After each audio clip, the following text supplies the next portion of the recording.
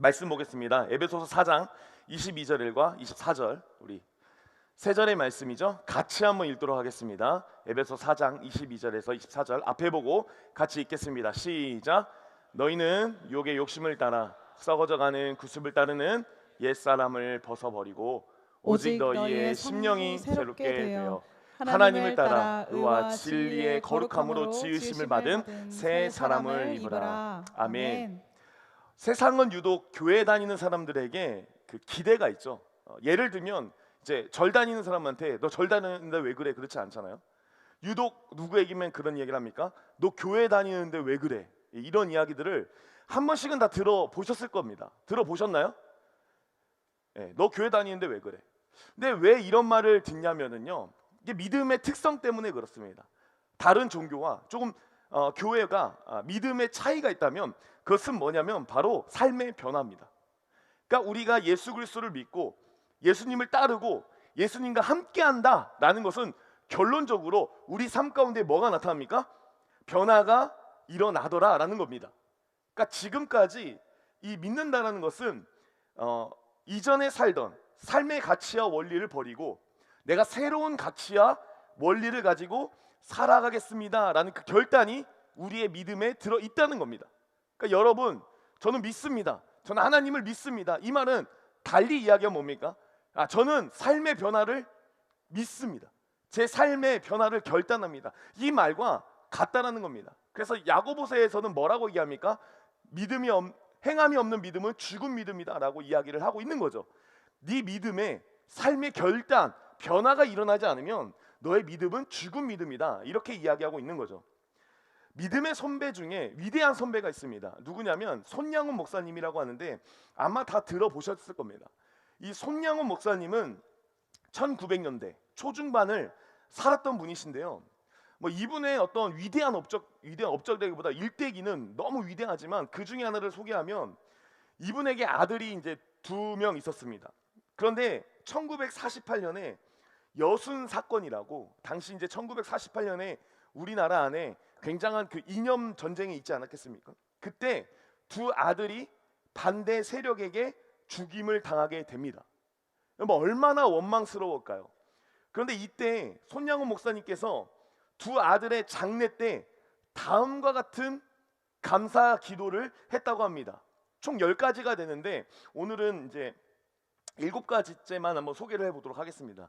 혹시나 이제 감사 기도 들으시고 다음 주에 이제 감사주일이잖아요. 그러니까 이런 것도 감사하구나 참고하시기를 바라겠습니다.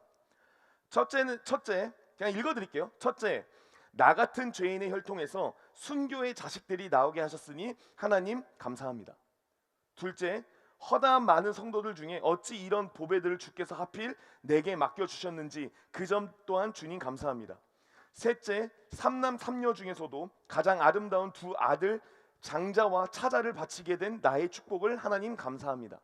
넷째, 한 아들의 순교도 귀하다 하거늘 하물며 두 아들의 순교이리요 하나님 감사합니다.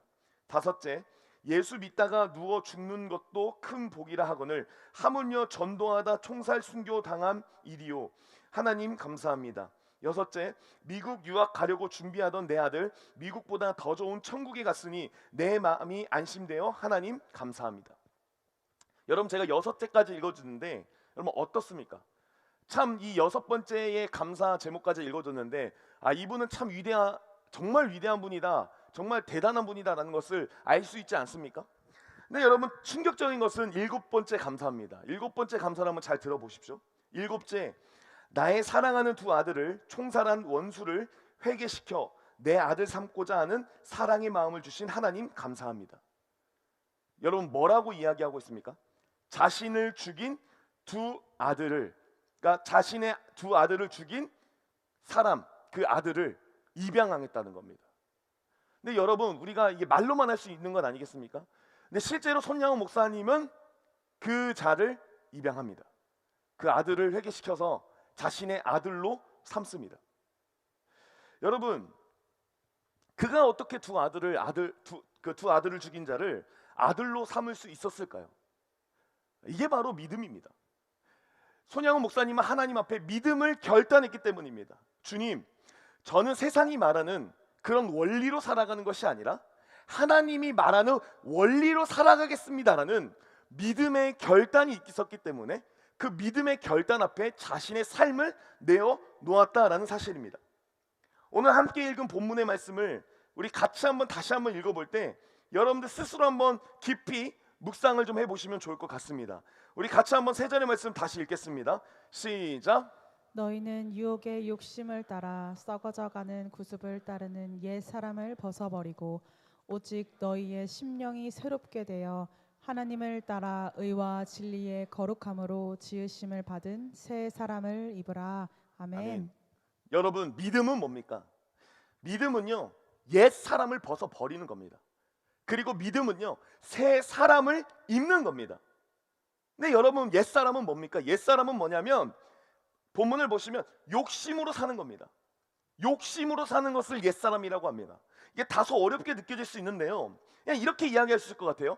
내 본능이 이끄는 대로, 세상 유행이 이끄는 대로 브레이크 없이 사는 삶을 옛사람이라고 할 수 있다는 겁니다.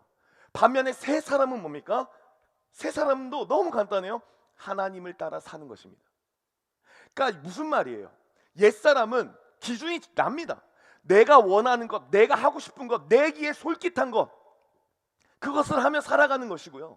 새 사람은 어떤 사람들이냐면 하나님의 말씀에 철저히 의존해서 그 말씀 앞에 나를 무릎 꿇는 것, 내가 비록 그 말씀 지키는 게 너무 힘들어도 무릎 꿇는 것을 이야기하는 겁니다.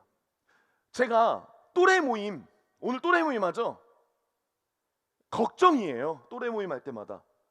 왜냐면 왜 그런지 아세요? 여러분, 지표상 또래 모임이나 마을 모임하면 우리의 예배 인원이 팍 줍니다. 팍은 아니고 좀 줄어요. 그 왜 줄까요? 그러니까 또래 모임이나 마을 모임이 나에게 목적이 되지 못하는 거죠. 근데 여러분, 또래 모임 가기 싫죠? 네? 예. 또래 모임 가기 싫죠? 여러분, 마을 모임 가기 싫죠? 그게 우리의 마음이에요. 그러나 우리는 가야 될 이유가 있는 겁니다. 왜냐하면 결국 우리는 하나의 공동체로서 서로를 알아가고 서로를 더욱더 위로하고 또 서로를 더욱더 함께해야 되는 시간이 하나님의 말씀 가운데 필요하기 때문이죠. 그러니까 하나님이 원하시는 것이라는 것을 알기 때문에 오늘도 저는 또래 모임을 하는 것이고 마을 모임을 하는 겁니다. 공동체적으로 더욱더 함께 힘쓰라는 그 주님의 음성 앞에 어떻게든 우리가 교제하고 함께 나누고 함께 하고자 하는 시간들을 만드는 것이죠. 근데 이 일에 내 마음은 하기 싫은 거예요. 내 마음은 어울리기 싫은 거예요. 저번에 밖에서 만났을 때 재수 없었는데 교회에서 만났다고 달라질 것도 없고 쟤랑 뭐 하기 싫어. 내가 쟤랑 초중고 때부터 용인제일교회 다녔는데 쟤는 나쁜 X야. 쟤한테 내가 당한 게 있지. 쟤랑 함께하는 건 내가 별로 하기 싫어. 물론 맞습니다. 여러분, 저도 그런 상황 되면 하기 싫을 것 같아요. 그러나 여러분, 저와 여러분이 그럼에도 불구하고 이 싫은 일을 해야 되는 이유는 무엇입니까? 우리는 새 사람이기 때문입니다. 내 마음에 결코 우리는 내 마음은 하기가 싫지만 분명 저는 하나님께서 여러분들에게 거룩한 부담을 주고 계실 줄 믿어요. 안 된다.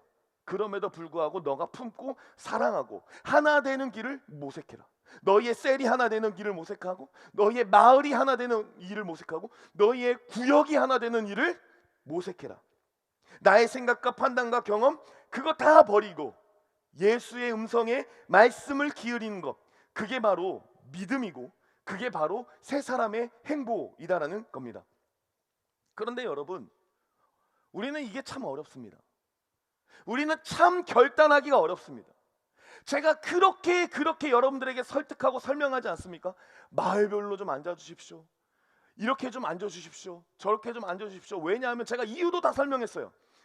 우리 교회가 좀 더 하나 되고 또 우리 공동체가 더욱더 하나님 교회, 하나의 교회로 으쌰으쌰 좀 해봅시다. 제가 분명히 계속 이야기했어요. 그러나 계속 이야기는 안 했죠. 사실은 한두 번 이야기하고 안 했어요. 왜냐하면 계속 이야기하면 뭐가 돼요? 잔소리가 되니까. 여러분, 제가 분명히 연애 관련 이야기도 하면서 분명히 제가 말씀드렸어요. 교회 와서는 셀을 좀 더 중요시 여겨 주십시오. 여러분들이 연애하는 거 전 말리지 않습니다. 그러나 교회 안에서는 우리가 더욱더 공동체적으로 움직여 주십시오. 저는 이것들을 굉장히 많이 이야기는 안 했지만 그런 제가 부탁을 드렸던 적이 있습니다. 근데 우리가 그게 굉장히 어려워요. 어려워요. 왜 그럴까요? 우리는요, 익숙하기 때문입니다. 우리는요, 내 생각과 내 판단과 내 마음대로 하는 것에 익숙합니다. 우리는요, 무엇인가를 고치고 기본 체계를 바꾸고 싶지만 우리는 너무 그동안 익숙하게 살아왔습니다. 여러분, 제가 지금 앞에 컴퓨터 뭐 쓰고 있죠? 자랑하려고 들고 온 거예요. 네. 요즘 뭐 이거 자랑해봤자 뭐 별로. 근데 제가 사실은 이제 어렸을 때부터 윈도우를 썼어요. 그러니까 윈도우를 쓰다가 한 5년 전쯤인가? 이게 한 이제 5년 정도 된 것 같은데 바꿨어요. 한 4, 5년 전에. 이제 뭔가 연동도 잘 되고 이렇게 뭔가 불필요하게 가지고 다닐 뭐 외장하드를 가지고 다닐 이유가 없겠구나 해서 이제 어쨌든 제가 이거를 쓰기 시작하는데, 여러분, 제가 맥 OS를 지금도 쓰기 시작하는데 제가 여전히 맥 OS 힘들까요? 어려울까요? 아직도 컨트롤 CV 하고 있습니다. 이거 웃는 사람들 아는 분들이겠죠? 그러니까 좀 달라요. 단축키가 달라요. 그리고 그 단축키가 다른 것도 제가 잘 파악도 안 돼 있는데 여전히 저는 어려워요. 근데 제가 왜 여전히 어려운 이유가 뭡니까? 근데 여러분, 웃긴 건 뭔지 아세요? 본능적으로 윈도우는 잘 돼. 윈도우를 한 5년 동안 4년 동안 안 썼는데 윈도우 컴퓨터를 만지면 자연스럽게 제 어떤 단축키가 잘 돼요. 그 이유는 뭡니까? 제가 어린 시절, 그리고 제가 자란 시절, 그리고 제가 어떻게 보면 도화지에 하얀 도화지에 내 습관이 형성되는 그 시절에 제가 이거를 윈도우를 접했기 때문이에요. 그러니까 제가 죽어도 일평생 맥을 쓴다 할지라도 제가 익숙했던 그것으로 제가 자꾸 돌아가려는 경향이 있다는 겁니다. 여러분, 골목식당 백종원이 뭐 이야기했습니까?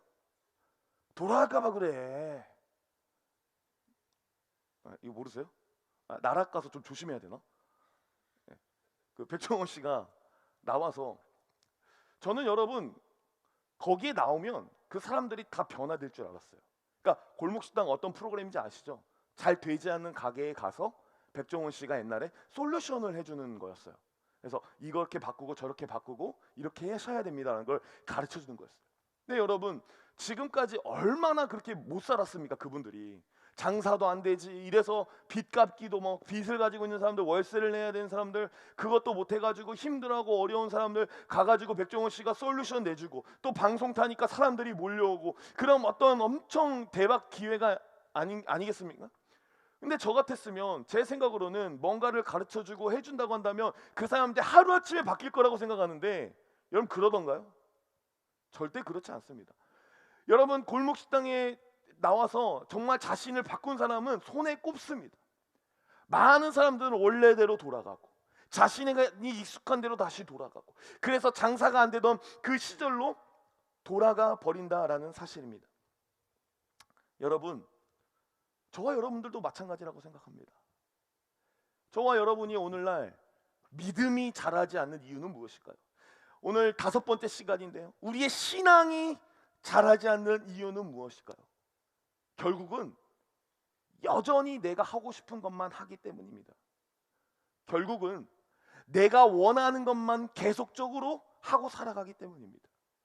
결국은 하나님이 원하시는 것이 아니라 내가 기준이 되어서 내가 하고 싶은 것을 마음껏 다 하기 때문에 우리의 삶이 여전히 신앙이라는 그 단어 앞에 성장되지 못하는 모습을 볼 수 있다라는 사실입니다.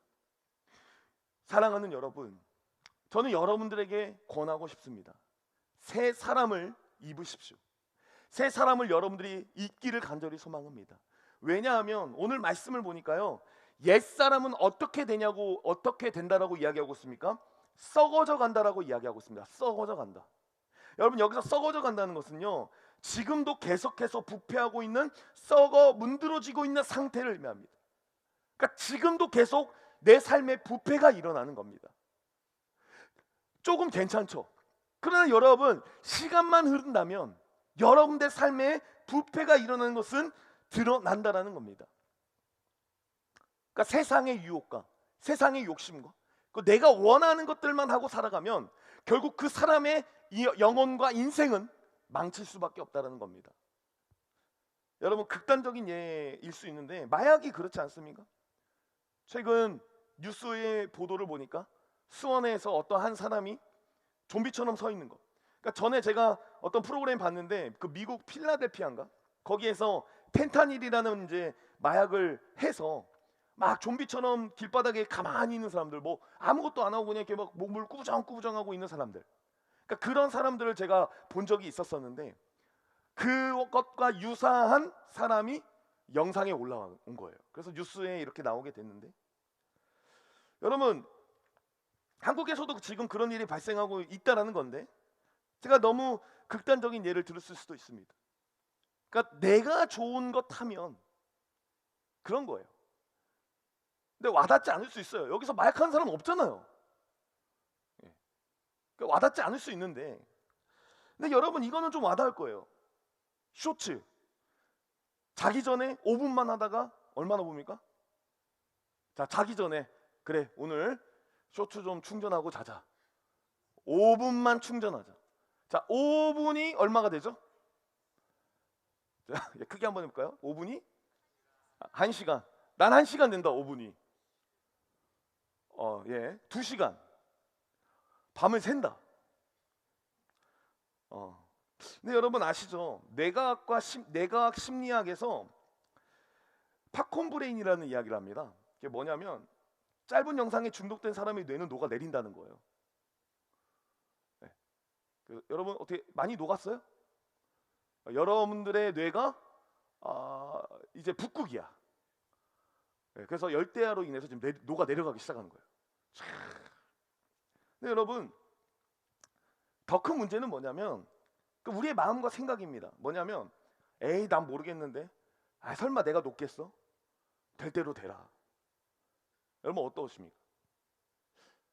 사실 성경에서 말하는 새 사람을 입으라, 이 이야기는요, 단순히 여러분들과 저를 귀찮게 하기 위한 하나의 방편으로 이야기하는 것이 아니라, 새 사람을 입어야 될 이유는 무엇입니까? 저와 여러분을 살리기 위한 사도 바울의 권면입니다. 세상이 말하는 것, 너희의 욕심대로 살아가는 것, 그것이 너희들이 보기에는 아무렇지도 않고 괜찮고 그게 인생의 즐거움으로 여기지만, 그거 따라가다 보면 썩어진다. 뇌가 녹아진다. 그런데 새 사람은 그렇지 않다. 새 사람은 이후에 하나님 예수 그리스도를 만날 그날 더욱더 찬란한 영광이 있을 것이다라는 것을 이야기하고 있다는 사실입니다. 저와 여러분이 바뀌어야 됩니다. 생각하는 방식도 바뀌어야 되고요, 돈을 쓰는 기준도 바뀌어야 되고요, 내 이웃을 대하는 방식을 바꿔야 되고요, 내가 교회를 생각하는 마음을 바꿔야 되고요, 내가 우리 또래를 생각하는 마음을 바꿔야 되고요, 내가 우리 셀을 생각하는 마음을 바꿔 나가지 않으면 우리는 사는 인생, 생명의 인생을 살아갈 수가 없다라는 겁니다. 제가 읽은 책 중에 좀 2020년인가 21년에 너무 죽고 싶어서 너무 살고 싶어요라는 책이 있어요. 너무 죽고 싶어서 너무 살고 싶어요. 거기 의연 작가라고 돼 있는데 하나의 간증집이라고 보면 돼요.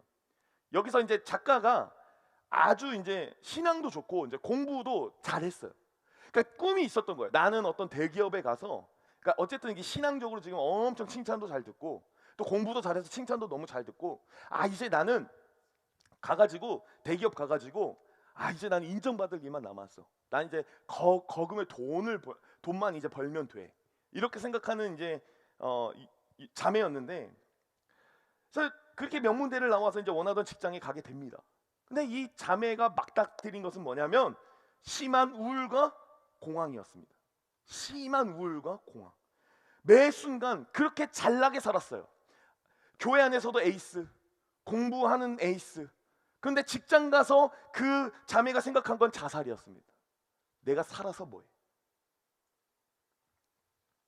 왜냐하면 자신이 원하던 그 직장을 갔는데 찾아온 건 직장 내 심한 갈등이었어요. 심한 견제였어요. 그 속에서 하나님, 대체 왜 그러십니까?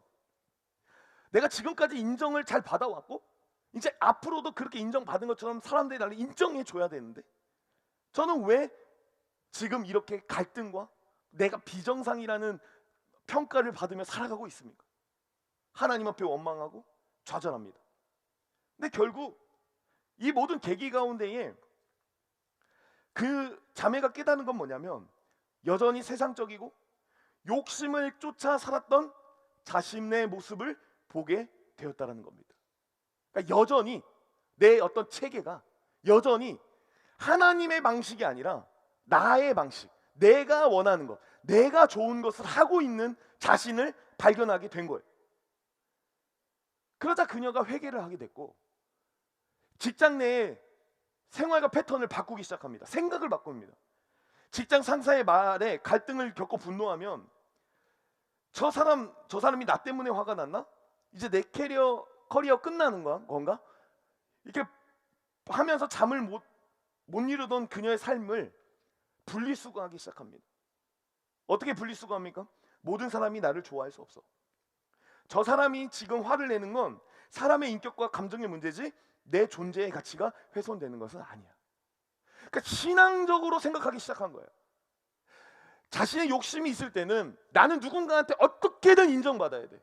뭔가 갈등이 일어났을 때 이 사람한테 내가 인정을 받아야 되니까, 나라는 존재가 인정을 받아야 되니까 내가 이 사람한테 맞추려고 하는데 도무지 이해가 안 되고 그 도무지 이해가 안 되는 그 과정 가운데 오히려 내가 비정상인가라는 생각을 하게 되었는데 그게 아니었구나. 내가 너무 나를 인정받기를 원했구나라는 생각을 하게 되면서 내가 하나님이 원하시는 그 삶이 아니었구나라는 것을 인정하게 되면서 오직 나를 평가하고 판단하는 것은 하나님이십니다라는 마음 가운데에 그 사람이 어떻게 반응을 하든 이 사람이 지금 힘든 일이 있겠구나. 내가 더 잘해줘야지. 내가 더 섬겨줘야지.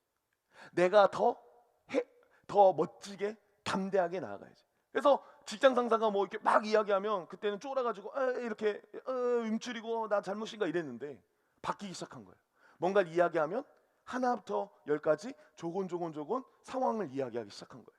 자기 자신이 잘못이라고 생각하지 않고. 그러자 바뀌기 시작한 거예요. 생각의 전환이 일어나니까 감정도 변하고 삶도 변하더라라는 겁니다.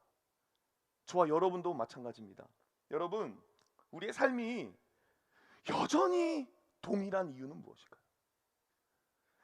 그러니까 이렇게 이야기해서 미안합니다. 우리 청년들 중에서는 하여튼 밥만 먹고 나면 징징거리는 애들이 있어요.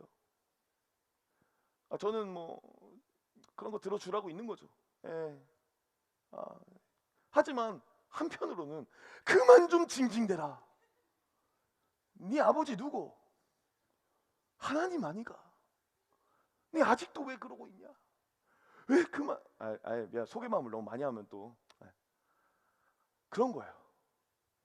그러니까 저는 한 번은 징징댈 수 있다고 생각해요. 근데 밥만 먹으면 징징대는 애도 있잖아요. 그게 혹시 납니까? 여러분, 징징대는 것도요, 어쩌면 옛사람일 수 있는 거예요. 새 사람은요, 징징대고 싶은 상황에 그 상황 안에서 건강하게 그것을 소화해 냅니다. 그게 신앙의 힘이고 믿음의 힘이다라는 사실입니다. 사랑하는 여러분과 저와 여러분이 이미 우리는 사실 새 사람을 입은 자라는 것을 저는 믿습니다. 왜냐하면 우리에게 믿음이 있기 때문이죠. 허나 새 사람을 입으라라는 이 말은 우리가 점점 변화될 것을 이야기하고 있다라는 것입니다. 그러니까 성경은 한 번의 변화도 이야기하지만 점차적인 변화도 이야기를 한다라는 거예요. 그래서 홍연아, 내가 너무 변화되지 않는 모습들을 보면서 좌절하거나 낙심할 이유가 없습니다. 왜냐하면 저와 여러분은 하나님께서 점차 인도해 가실 거기 때문이죠. 그런데 저는요, 점차 변화가 있는 사람들은요, 한 가지 특징이 있다라고 생각합니다. 그것은 뭐냐면 하나님 도와주세요라는 마음이 있는 거예요. 여러분, 사실요, 오늘 저와 여러분이 은혜 받고요, 이곳에서 나간다 해도요, 나는 새 사람이 될 거야 라는 강력한 마음을 가지고 이제 나가잖아요. 여기 문 밖에 나가자마자 여러분들은 옛사람으로 돌아옵니다.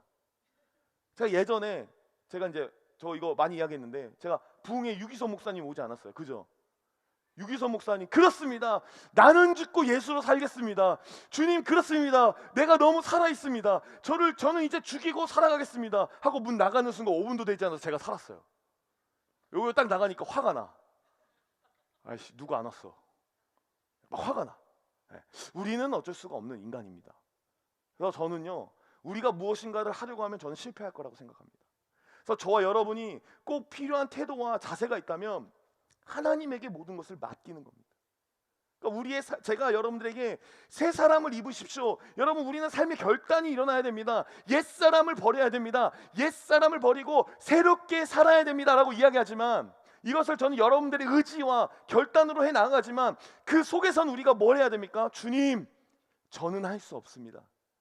하나님이 해 주셔야 됩니다. 하나님이 우리를 붙잡아 주셔야 이 모든 것이 가능합니다. 그런 마음을 가지고 우리가 나아가야 된다는 사실입니다. 그래서 오늘 저는 여러분들에게 권면합니다. 여러분, 새 사람을 입는데요, 여러분 새로운 삶을 결단하고 살아가야 되는데요, 나를 살리는 일을 해 나가야 되는데요, 그것은 우리의 힘으로 될 수 없습니다. 따라서 여러분들의 매 삶 가운데 어떤 고백들이 있어야 됩니까? 주님, 도와주십시오. 주님, 함께하여 주십시오. 여러분, 이것이 엄청난 특권입니다. 여러분, 하나님 입장에서 봤을 때 저와 여러분은요, 자격이 하나도 없는 존재입니다. 자격이 하나입니다. 생각해 보십시오. 틈만 나면 실수하고, 틈만 나면 화내고, 틈만 나면 하나님 앞에 죄를 짓고자 하는 우리의 마음과 우리의 태도를 보십시오. 하나님 입장에서 봤을 때, 여러분들이 하나님이라고 했을 때 여러분들 봐도 쟤는 정말 자격이 없다라고 생각할 수 있을 것 같습니다. 그렇지 않습니까? 여러분이 하나님이라고 했을 때 그냥 타인을 봤을 때 쟤는 구원받을 자격과 조건이 없어요, 이거 이야기하지 말고요, 그냥 나 자신을 한번 보십시오. 여러분들 하나님이라면 나 자신을 구원할 자격과 조건이 있다고 생각하십니까? 아닙니다. 하나도 없습니다. 그런 자격과 조건이 없는 자들에게 무엇을 주신 겁니까? 자격과 조건을 주셨다는 겁니다. 자격 없는 우리에게 자격을 허락하여 주셨다는 거예요. 그 자격을 허락해 주신 우리에게 마땅히 우리가 나아가야 될 태도는 주님, 도와주세요. 주님, 함께 해주세요. 이게 저와 여러분에게 꼭 있어야 되는 것이죠. 그래서 여러분, 이제 삶에 가서 한 번쯤은 반대로 생각해 보시면 좋겠어요. 그러니까 무슨 말이냐면, 사실 우리가 분간이 잘 안 되잖아요. 그죠?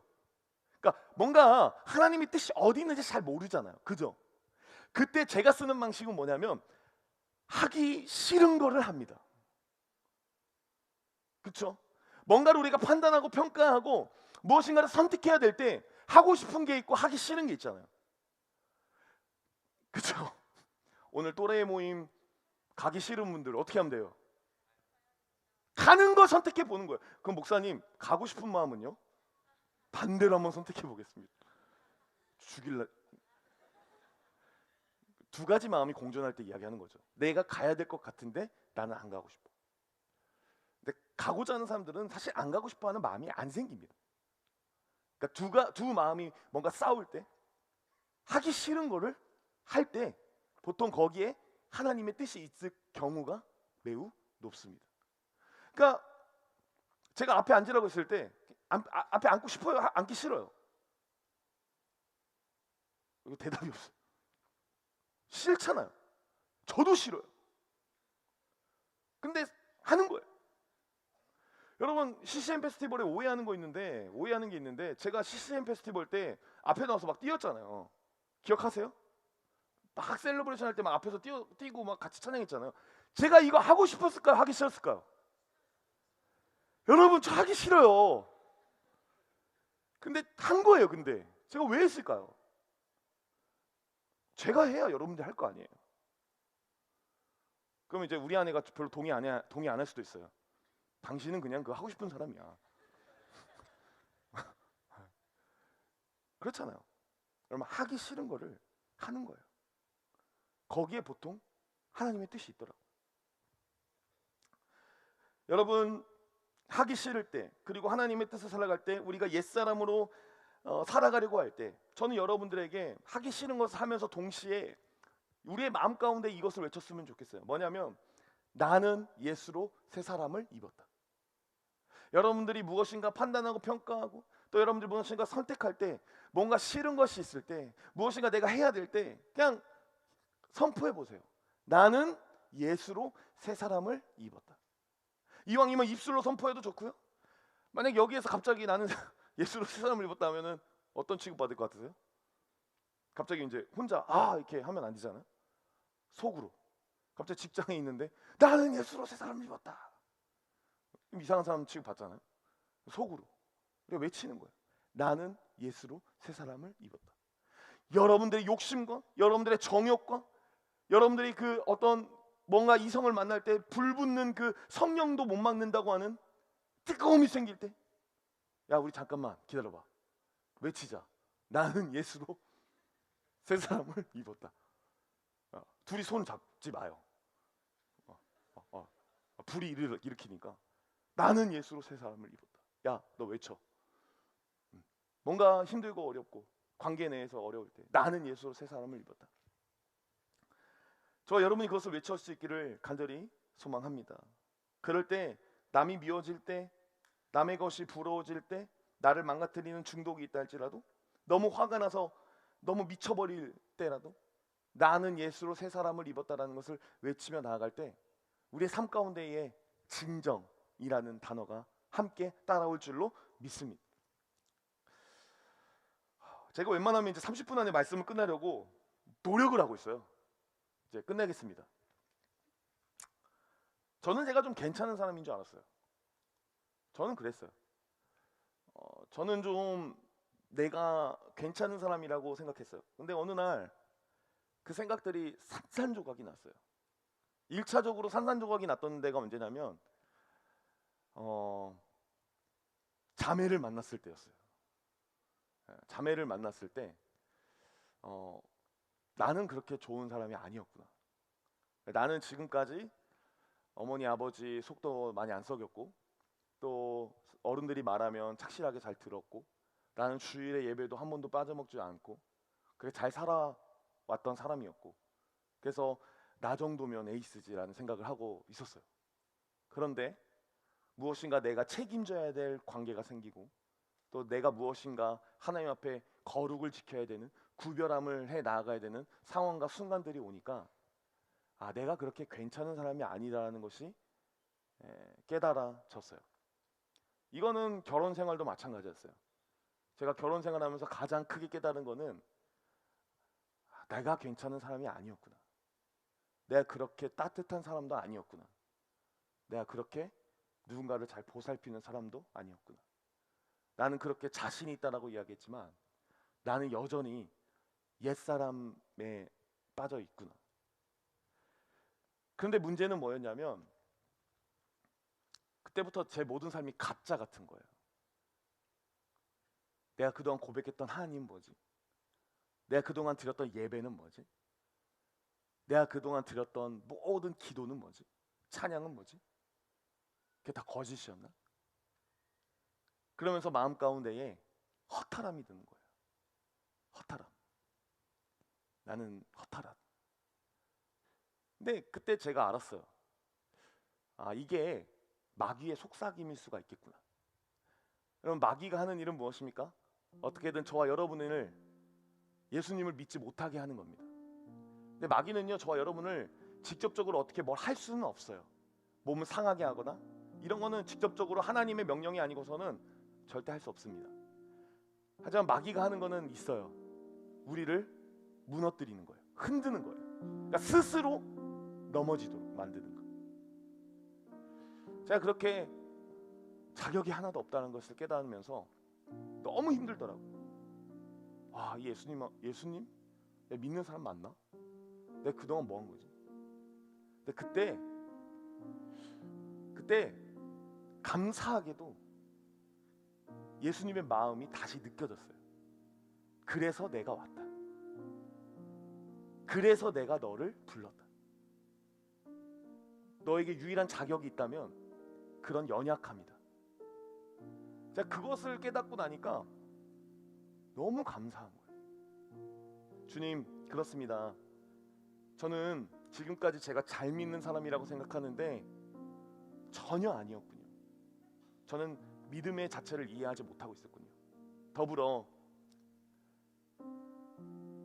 주님께서 제가 정말 무엇이 믿음인지를 가르쳐 주시는 귀한 자리에 오게 되었군요. 제가 그동안 했던 모든 말들과 고백들을 회개하며 이제는 연약하니 하나님을 더욱더 붙잡고 살아가겠습니다. 이런 연약한 저도 이끄시고 함께 해주시는 주님 앞에 더욱더 나가겠습니다. 여러분, 우리 자격 없습니다. 여러분들이 만약 나는 이미 새 사람을 입었고 나는 하나님 앞에 떳떳한 존재라고 생각하시는 분이 계시다면 여러분들은 100% 좌절입니다.